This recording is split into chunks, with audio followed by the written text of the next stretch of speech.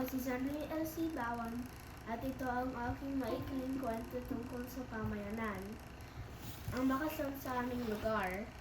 Si Sandro ay sabik nang makita ang kanyang mga kaibigan na si Iman at Caleb na magmumula sa Singapore. Matagal na nilang napag-usapan na pag-uwi ng mga kaibigan niya sa Pilipinas ay ipapasal niya ito sa magagandang lugar dito sa Pilipinas gaya ng Boracay, Luneta, Ocean Park at marami pang iba. Ngunit ayon kina Iman at Caleb ay maikli lamang ang kanilang panahon para maggala sa kadahilanang kailangan nilang umuwi para sa kanilang pag-aaral. Biyernes hanggang Sabado ang maaaring ilaan nina Iman at Caleb sa pamamasyal sa Pilipinas, kaya't nalungkot si Sandro sa pagkakarinig nito. Hindi naman nagpatalo si Sandro sa balitang ito at nagplano siyang maigi kung paano magiging masaya ang mga kaibigan niya habang sila ay andito sa Pilipinas. Dumating ang araw ng pagdating ni Iman at Caleb at sinabi niyang dumiretso na lamang sila kung saan nag-aaral si Sandro. Kaya pumunta ang dalawa sa kanyang napakalaking paaralan kung saan ipinakita ni Sandro ang malalaking puno, mga lumang gusali, at napakalawak na kantin kung saan makakakain ng masarap na merienda. Natuwa ang kanyang mga kaibigan sapagkat na-miss nila ang pagkain Pilipino gaya ng kakanin at bilo-bilo.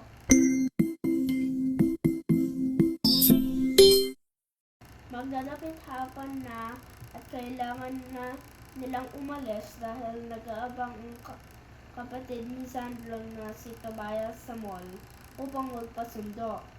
Kaya't inaya niyang muli ang dalawa na sumama sa kanila.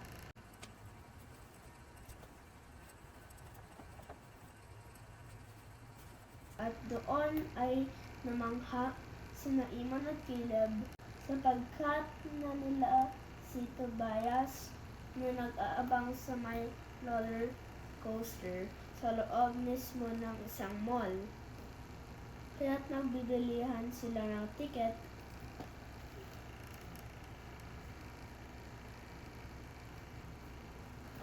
upang makasakay din sa roller coaster.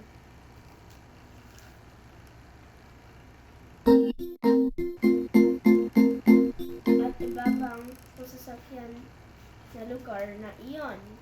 Sila ay sumakay din sa maliit na tren, maingay na mga maliliit na kotse,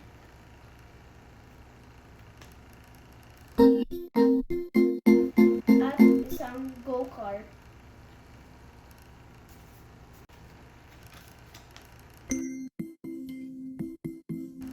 Tuwang-tuwa sina Iman at Caleb sa kanilang naging libangan.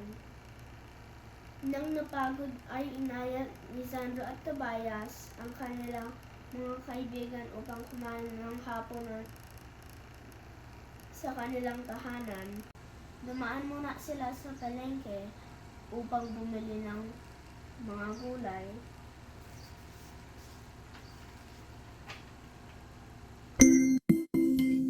At alimango na buhay pa. Nagulat si Iman at Caleb sa kanilang nakita. Mga buhay na tilapia, hito, bangus, hipon at alimango.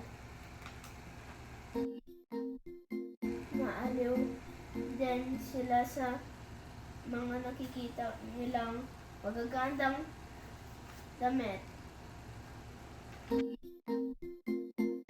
na tinitinda sa palengke at ito'y napakamura. Bumili sila Iman at Caleb ng puting damit na may disenyo na magkakaparehos para sa kanilang apat.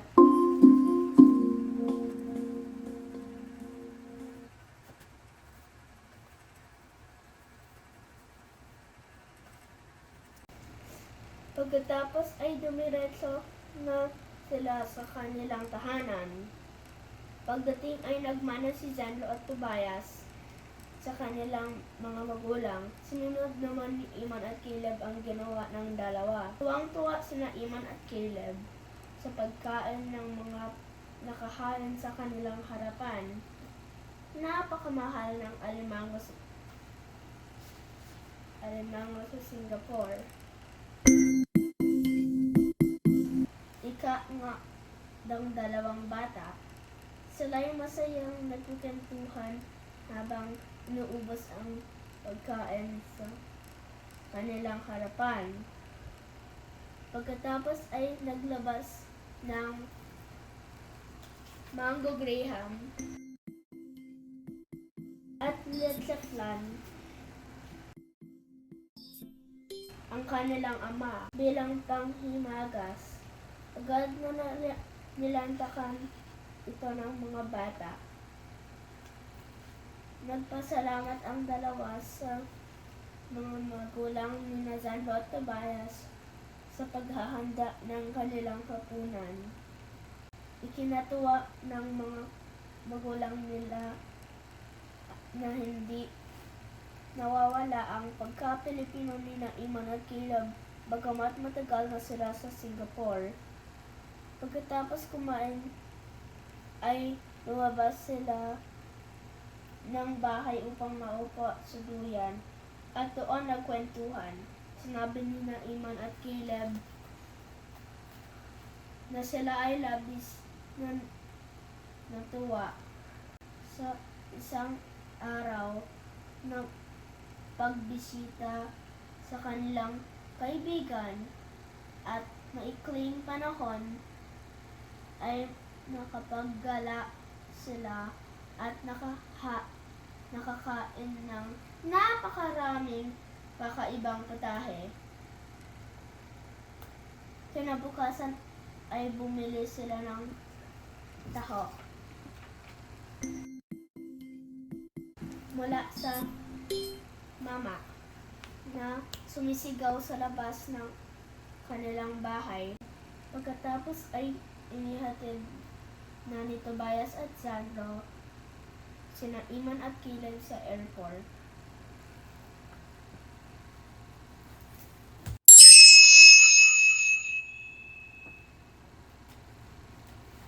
At doon ay nagpaalam sila sa isa't isa. Ayon sa mga magulang ni Iman at Caleb, punong-puno ng kwento ang dalawa pagkamat wala pang 24 oras ang itinagal ng dalawa sa Pilipinas. Napakayaman ng lugar kung saan nakatira si Sandro at Tobias at maraming naipakitang magagandang lugar at pasyalan ang dalawa nang hindi gumagastos ng malaki.